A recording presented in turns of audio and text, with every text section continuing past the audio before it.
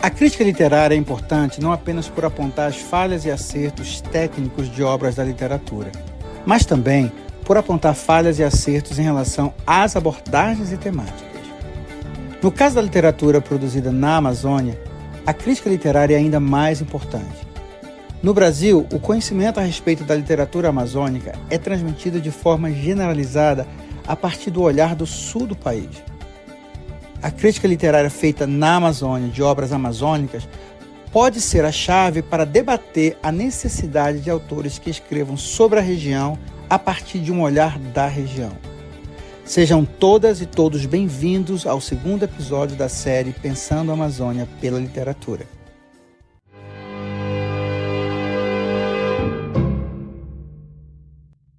No episódio de hoje, teremos o prazer de entrevistar Marcos Frederic Kruger Aleixo, amazonense de Manaus. Escritor, é crítico literário e formado em Direito. Marcos tem mestrado em Literatura Brasileira na UFRJ, com a dissertação Introdução à Poesia do Amazonas, e tem grau de doutor pela Pontifícia Universidade Católica do Rio de Janeiro. Marcos, eu queria começar essa conversa com uma pergunta muito trivial. Me fala um pouco do Marcos Frederic Kruger Aleixo e como que surgiu esse interesse pela literatura? Pois é, vem desde a infância. Eu sempre gostei de histórias. Minha mãe me contava sempre, antes de dormir, algumas histórias, né? Mas e o que eu lia era literatura de cordel, aquelas pequenas histórias infantis, não as de hoje, claro. E um dia a minha madrinha, Lucy, eu estava no hospital no Rio de Janeiro para me operar, não me lembro nem de quê, e ela morava lá, ela me deu de presente um livro chamado Caçadas de Pedrinho, do Monteiro Lobato. E eu li aquilo com tanto prazer, eu me empolguei tanto, li e reli, que aí eu pedi para minha mãe comprar outros do mesmo autor. E na medida do possível, porque nós não éramos de classe média muito baixa, digamos assim, né? E ela, na medida do possível, ela ia comprando os livros para mim, os livros de Monteiro Lobato. E depois eu comecei a ler outras coisas. Tive grandes emoções na minha vida, como quando eu li A Metamorfose do Kafka, que é um livro supra. Nunca ninguém, em tão poucas páginas, deu uma dimensão verdadeira da tragédia humana. Também li As Viagens de Gulliver, do Jonathan Swift, que também me causou imenso prazer. Não é uma história no original para crianças, depois é que foi adaptado. E aí vieram outros autores depois, né? Clarice Lispector, Guimarães Rosa, Graciliano Ramos, de Portugal, né? Teve uma fase em que eu gostei muito do Essa. E outros franceses também, como já bem adulto, eu li Em Busca do Tempo Perdido, de Marcel Proust. Então eu sempre fui um leitor de literatura, mais das fontes do que da própria crítica. E quando eu fui fazer o mestrado na Federal do Rio de Janeiro, eu queria fazer sobre o Guimarães Rosa, a minha dissertação, mas a Federal do Rio tinha um projeto. Todos aqueles que iam de fora eram direcionados para fazer sobre a literatura do seu estado, principalmente os do Norte e do Nordeste, porque havia a pretensão da Federal do Rio em mapear toda a literatura brasileira e não se restringir apenas àquele cânone do Rio, São Paulo, um pouco de Minas, um pouco do Rio Grande do Sul. Fazer esse mapeamento. Então eu fui direcionado para estudar a poesia no Amazonas. E aí eu também comecei a enveredar pelos estudos amazônicos. Depois, claro, eu comecei a estudar a teoria, mas depois, certo? Sabemos que você começou como advogado no direito. Como foi esse distanciamento do direito e essa aproximação da literatura? Meu pai queria que eu fosse médico, mas eu não tinha a menor tendência para aquilo. Eu não suporto ver sangue, nem órgãos animais, nem humanos, certo? Eu não gosto disso, não. Então seria para mim muito inconveniente, para dizer o mínimo. E fui fazer então direito, que tinha melhores perspectivas profissionais. E depois eu fiz, ainda como estudante de direito, eu fiz um concurso para Justiça Federal no Amazonas e eu trabalhava lá. Só havia uma Justiça Federal, uma seção, né? E até as causas trabalhistas iam para lá. E eu dava andamento e batalhava naquelas ações trabalhistas, citando as empresas quando os funcionários se queixavam e tudo. Aí me formei, mas não fui trabalhar em direito porque eu não tinha condição de montar um escritório de advocacia. Foi quando o juiz federal no Amazonas com quem eu trabalhava, que era o Aderson Dutra, ele foi ser reitor da Universidade Federal do Amazonas e me convidou para ir com ele. Então eu aceitei. E eu estava lá, trabalhava com ele, quando eu sempre militei assim no meio literário, sempre me dava com escritores e tudo. E um dia havia um português chamado Lino, que estava refugiado no Brasil, tinha fugido da Revolução dos Cravos, e dava literatura portuguesa. Foi colocado lá por ingerência da ditadura militar, com certeza. E quando ele pôde voltar, ele voltou. E então a literatura portuguesa ficou desguarnecida e o Carlos Gomes, então chefe do Departamento de Língua Portuguesa, entrou em contato com o doutor Aderson Dutra e pedindo que eu fosse para lá dar aula. Era um lugar do Lino, em caráter emergencial. Eu fui e me saí bem e aí depois eu fui contratado pela Federal para dar aula lá no curso de letras. Foi isso. Eu nunca fiz o curso de letras propriamente. Marcos, qual é a história do nascimento da Universidade Federal do Amazonas, a UFAM, durante o período da ditadura? Foi um momento importante na história do Amazonas. Fala um pouco para a gente. Foi criada durante o ciclo da borracha a Universidade de Manaus. Acho que é esse o nome, ou Universidade Livre de Manaus, certo? Mas acabou o ciclo da borracha e os cursos foram extintos, ficando só o de direito. Então, o curso de Direito é um embrião da Universidade Federal do Amazonas. A Universidade Federal não tem realmente os mais de 100 anos, a não ser que se considere o curso de Direito como embrião, que ele foi fundado em 1909. Bem, e foram criados, havia um curso de uma faculdade de Filosofia, Ciências e Letras, era a parte isso, e ainda a Escola de Serviço Social. Eram 3 instituições de ensino superior independentes. E então as 3 foram agrupadas e deram início à Universidade Federal do Amazonas, que no início se chamava só UA, Universidade do Amazonas. Era uma fundação, não sei como é que está esse estatuto jurídico agora, era a Fundação Universidade do Amazonas, FUA. Atualmente a sigla é UFAM e foram sendo criados novos cursos. Em início da década de 80 foi feito o campus, com aquele propósito pelo qual todos os campi foram feitos, de isolar os estudantes para não haver, durante a ditadura, né, não haver aglomeração na cidade, assim os estudantes já estariam segregados, digamos assim. O nosso campus, digo assim nossos porque me sinto ainda parte da UFAM, tem uma peculiaridade, é um campus de selva. A Mata Virgem ainda está ali bastante preservada, em que pese algumas construções que foram feitas depois.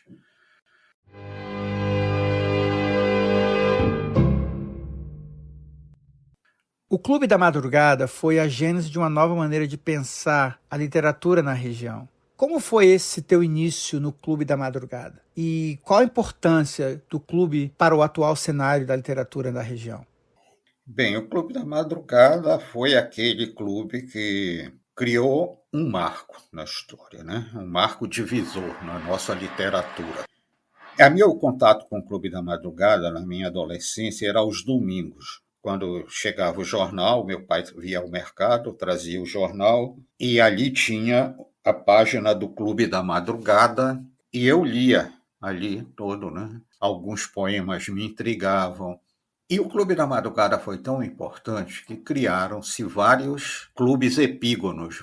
Houve o Clube Gregório de Matos, houve o Clube do Arrebol, que é um pastiche deslavado do Madrugada, houve a Padaria Espiritual, que é uma imitação do mesmo grupo do Ceará, e outros clubes assim. Eu me lembro que eu participei já depois, quando eu estava no antigo curso secundário, no clássico, eu participei do Clube Mário de Andrade, que era outro epígono do Madrugada. O Madrugada se reunia na Praça da Polícia, debaixo do Mulateiro. E nós nos reunimos também na Praça da Polícia, num banco bem perto dessa árvore do Mulateiro. Mas o Clube da Madrugada, o Clube Mário de Andrade, ao qual eu pertenci, teve vida efêmera. O duradouro foi o Clube da Madrugada. Na verdade, eu nunca pertenci ao Clube da Madrugada, né? E o Clube da Madrugada atualmente acabou, né? Ele não existe mais, morreram os seus fundadores, os da segunda geração, quase todos. Ele perdeu aquela significância que ele tinha. Não perdeu a sua importância histórica, de forma nenhuma.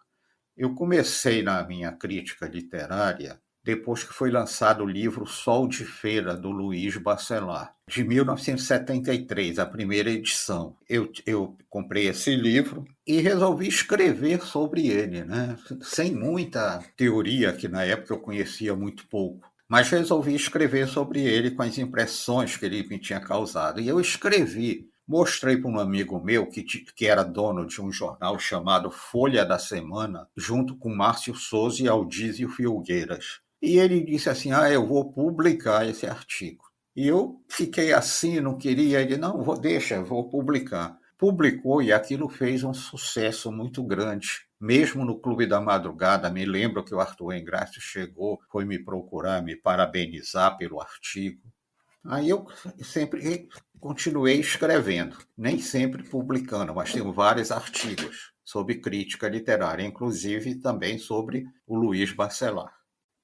Ao longo desse processo, né, como crítico literário, que você se tornou uma pessoa muito sensível para pensar a literatura na região, eu queria falar um pouco sobre a história da literatura no Amazonas, né? Eu sei que ela tem uma trajetória que foi assim construída paulatinamente. Então, eu penso, por exemplo, no livro do Djalma Batista, de 38, né, Letras da Amazônia. Penso, por exemplo, na edição Histórias da Amazônia, do Pellegrini Júnior, que mais ou menos da mesma época, mas que foca mais na coletânea de contos de tradição oral. Eu penso também nos anos 70, o Mário Piranga Monteiro, que escreveu Fatos da Literatura Amazonense. E são todas contribuições importantes e relevantes para a gente pensar a literatura da região. Como você vê o atual movimento da literatura amazonense de um modo geral? A literatura, eu prefiro dizer literatura no Amazonas, porque não há literatura amazonense, né? Há a literatura como fenômeno universal e a maneira como ela se realizou aqui no Amazonas. Ela tem essas fases realmente.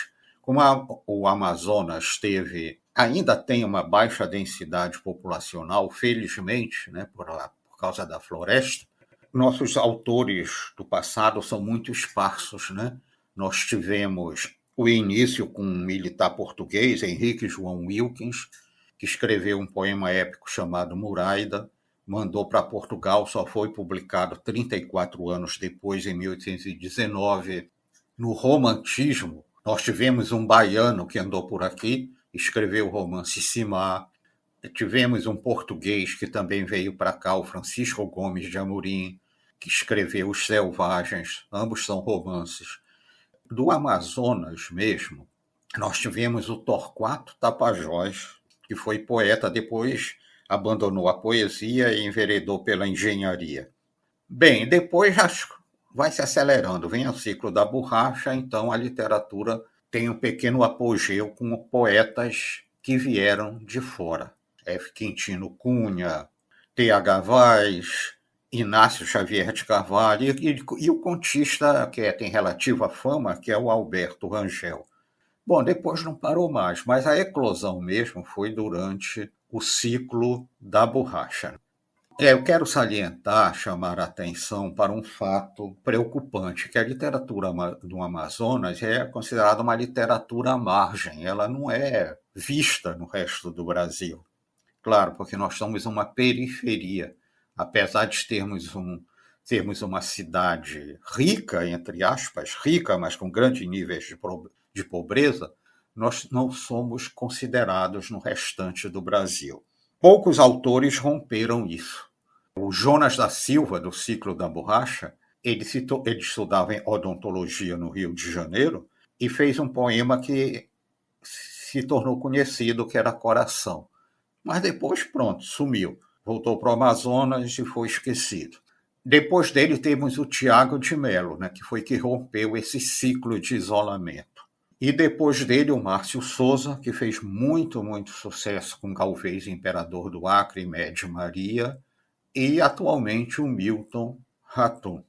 Quanto às expressões regionais daqui, é isso, nós temos vários, né? Vários que pertencem ao cânone, vários que são marginais, né? Tidos marginais entre aspas, assim, praticam uma literatura marginal, e algumas moças que fazem poema. A Ana Célia Ossami lançou só um livro de poemas, Imaginei Assim, mas que é muito bom, e agora vai ter um livro de literatura infantil publicado pela Valer. Desses poetas tidos como marginais, o melhor de todos é Simão Pessoa, que atualmente nem tem mais publicado poesia, mas o que ele publicou é excelente, né? Que foi o primeiro deles foi Porandubas, depois teve Matou, Baixou e foi ao cinema.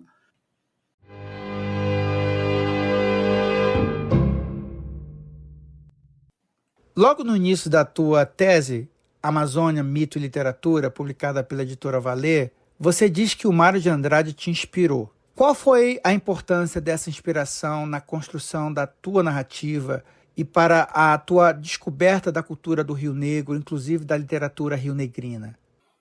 Eu queria fazer sobre o teatro indígena de Márcio Souza, mas ao ler a literatura eu senti a necessidade de pesquisar as fontes.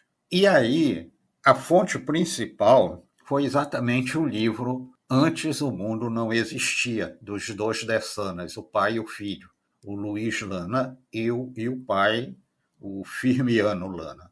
Só que eu não entendi muito o livro, não. Aí comecei a estudar a teoria do mito e as chaves eu encontrei num livro de Levi-Strauss, chamado A Oleira Ciumenta. Conversando com o professor Renan a respeito das minhas agruras na tese, ele disse assim, acho que tem um livro que vai te ajudar, que é A Oleira Ciumenta. E aí me deu, e realmente, a partir daquilo eu pude entender, fazer uma leitura coerente dos mitos dessanas. Aquilo foi o ponto de partida. E aí, continuando as pesquisas, há dois mitos do Macunaíma, no Nunes Pereira, que ele coletou entre os índios Uitoto, Taulipang e Macuxi do Rio Branco. E aí as coisas foram se entrelaçando. Vi como Mário de Andrade utilizou o Macunaíma, que seria Macunaíma, segundo dizem os roraimenses. No Nunes Pereira está Macunaíma também, dois mitos sobre o Macunaíma. Macunaíma, o desobediente, que ele aparece como um menino imaturo, vítima de um mitema que é a vagina dentada, e no outro mito de Macunaíma e as mulheres curiosas, que ele aparece como um patriarca. Então, aí eu coloquei o Macunaíma, o livro do Mário de Andrade, como introdução, e na primeira parte eu faço a leitura do livro dos Dessanas, Antes o Mundo Não Existia, né? E na segunda parte, 3 peças do Márcio Souza, que são Jurupari, a Guerra dos Sexos, depois vem a maravilhosa história do sapo Taroubequê, que tem um caráter infanto-juvenil, e o outro me fugiu completamente agora na cabeça.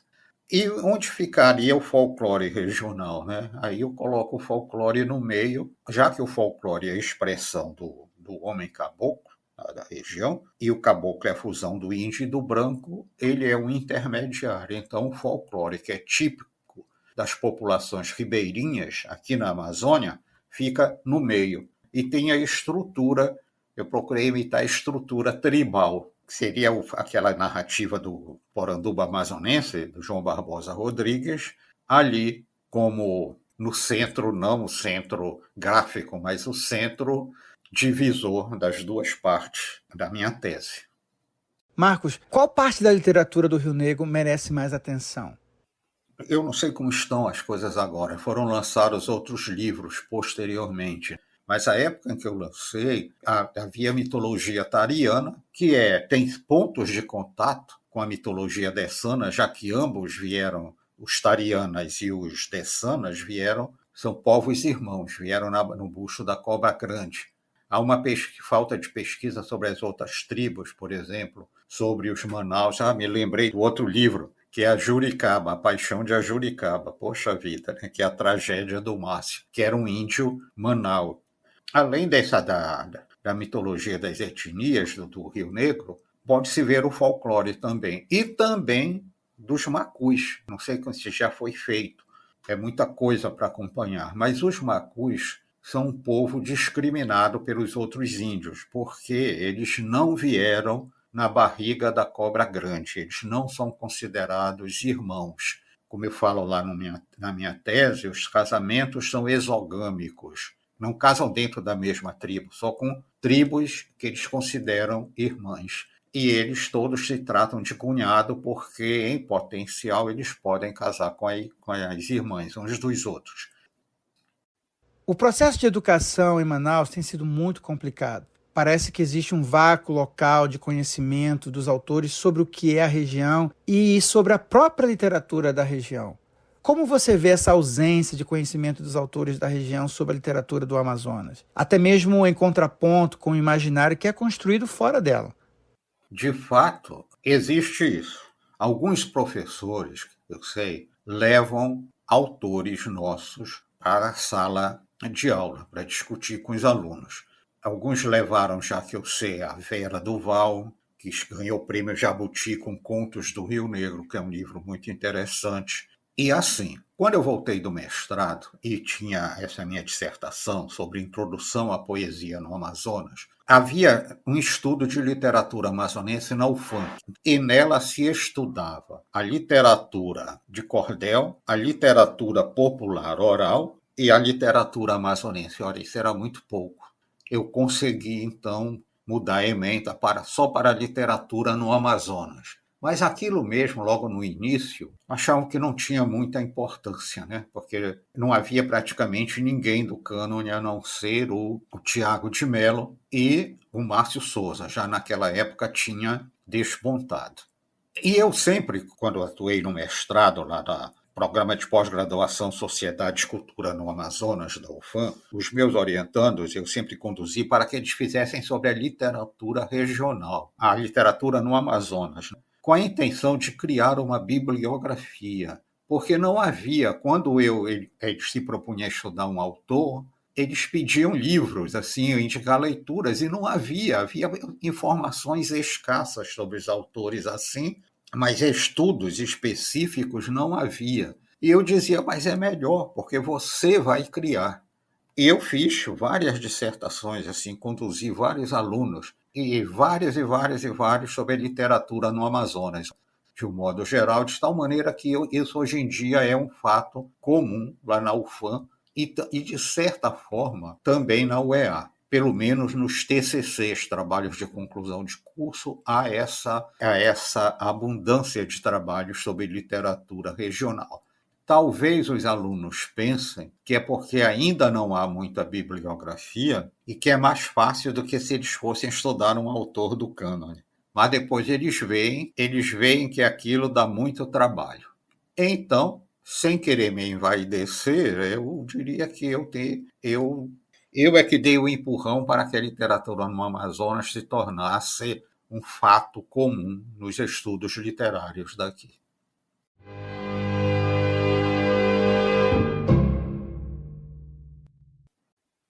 Uma das razões que nós decidimos criar essa edição especial, pensando na Amazônia pela literatura, foi justamente para ter um contraponto. Quando a gente fala da Amazônia, a região amazônica, a gente sempre fala de violência ambiental, crimes, desgraça, que são situações que ocorrem diariamente na região. Mas a literatura tem um papel também de nos ajudar a refletir, a repensar criticamente sobre a região. Como você vê o papel social da literatura nesse processo de repensar a sociedade, repensar, inclusive pensando no futuro das próximas gerações que estão aí? Eu acho que a literatura vai continuar a ter o papel que sempre teve, de ser crítica em relação à sociedade. Ela sofre concorrências, não é? A televisão é uma concorrente muito forte, mas eu vejo que a literatura não vai perder sua importância, né? Ela vai continuar a existir, talvez não como um objeto físico, o livro, mas na tela do computador ou dos celulares. Mas a palavra escrita vai continuar a existir, vai cumprir o seu papel. Quem dela se aproxima tem maior capacidade crítica do que aqueles que nunca se abeberam em sua fonte. Eu acho, então, que é fundamental estimular esses jovens que estão surgindo, inclusive em clubes literários surgidos nas faculdades de letras. E há um clube literário que não é Epígono do Madrugada, porque surgiu já há muito tempo depois, que se chama CLAM, Clube Literário do Amazonas. Então, esse Clube Literário do Amazonas tem bons poetas, certo? Embora aí o nome seja literário, a gente encontra mais poetas, quase que só poetas. E já lançaram 2 antologias da saída da pena deles aí. No momento em que vivemos, parece que não existe a devida valorização dos críticos literários na formação de novos pensadores, de novos críticos e de pesquisadores na Amazônia. Seja os críticos sudestinos, por exemplo, muitas vezes não possuem o conhecimento da região que os críticos locais possuem. Como você vê o posicionamento da crítica literária na região em contraponto a outras correntes literárias brasileiras? Os críticos sempre foram mal considerados, a meu ver, né? Sempre parece assim um pelotão de segunda linha, porque sempre se valoriza mais o romancista, o poeta, o contista. Os críticos seriam como os gramáticos em relação à língua, né? Aqueles que põem defeitos, que estabelecem normas. O crítico sempre vai levar isso sobre as suas costas. Aqui no Amazonas, fora do meio acadêmico, não há divulgação para os críticos, eu vejo assim. Algumas críticas têm sido feitas. Aí o Márcio Souza, para mim, é um grande livro, é o melhor livro já escrito sobre cultura no Amazonas. Não é só sobre a literatura. Ele coloca outras questões ali, como a pintura também, e o teatro. E também tivemos o Engrácio, que era o crítico do Clube da Madrugada, além de ser ficcionista também. O Engrácio era muito vigoroso, trabalhava muito. Bom, não tinha essas teorias atuais, né? Ele era muito impressionista, digamos assim. E, na atualidade, tem essa produção acadêmica. É isso, mas eu vejo assim, fora do meio universitário, meio acadêmico, como a gente diz, ninguém lê os críticos, né? A não ser por exceção, ninguém lê. É o que é uma pena, porque, no meu ponto de vista, o crítico é um criador também. Ele estabelece normas, ele diz o que é bom, aponta os defeitos. Ele, junto com os historiadores, eles estabelecem o cânone. Eu sei que se discute atualmente muito o cânone, mas se o cânone for modificado, sempre haverá um outro cânone. E quem vai fazer isso? Os críticos e, no caso brasileiro, os historiadores. Recentemente teve um fenômeno muito interessante, que é a Verenilde Pereira. O livro dela chama-se O Mar Sem Fim, e um crítico literário pegou o livro, leu, ficou encantado, escreveu uma crítica literária, e o livro agora vai ser reeditado pela Companhia das Letras, o que mostra a relevância do papel do crítico literário. Está tendo todo um boom, talvez, descobrindo a própria literatura afro na Amazônia dessa autora que até então era desconhecida.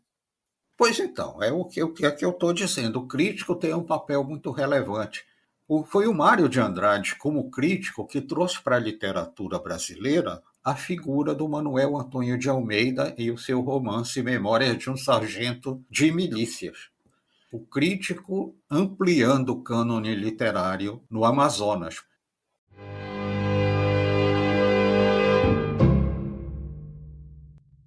Na tua opinião, eu sei que é complicado a gente tentar, às vezes, colocar, né, um gesso, definições herméticas, mas o que define um bom trabalho de literatura? Quais são os critérios usados na avaliação de um trabalho literário de excelência? Pois é, olha, na poesia é o uso de uma linguagem não cotidiana, uma linguagem que se afasta do senso comum, mas que consiga, não seja hermética. Essa é a minha posição. No romance, bem, a construção de personagens, eu não diria ação, porque há muitos contos bons que praticamente não têm ação e romances, não é? É aquilo que quebra as expectativas, que dá uma nova dimensão do homem, da sociedade, da vida, e que não se omite de criticar as mazelas sociais. Daí que, em geral, as grandes obras terminam em tragédias, ou não tem aquele final feliz que o romantismo pregava, e usava, e fazia.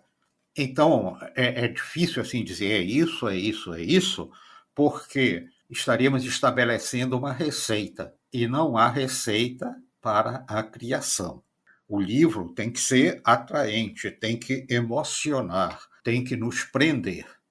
Qual o papel do simbolismo e da alegoria dentro de uma construção literária e como ela fortalece, né, nossa visão e nossa profundidade de pensar ou de entender, né, a condição humana?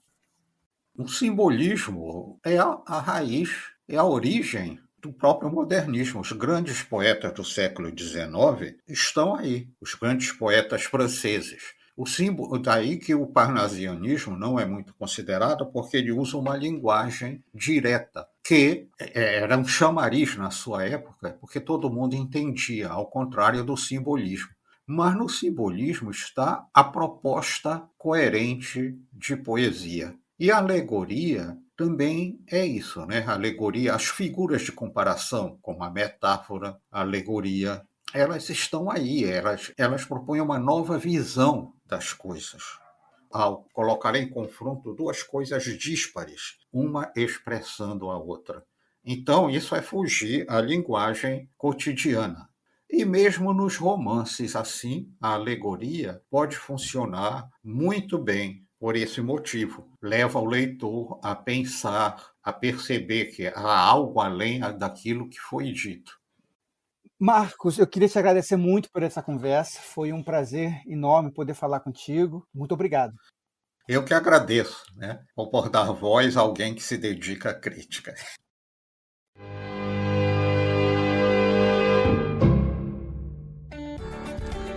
Eu sou Marcos Colom e esse foi mais um episódio do Latitude Cast em que conversamos com o crítico literário Marcos Frederic Kruger Aleixo.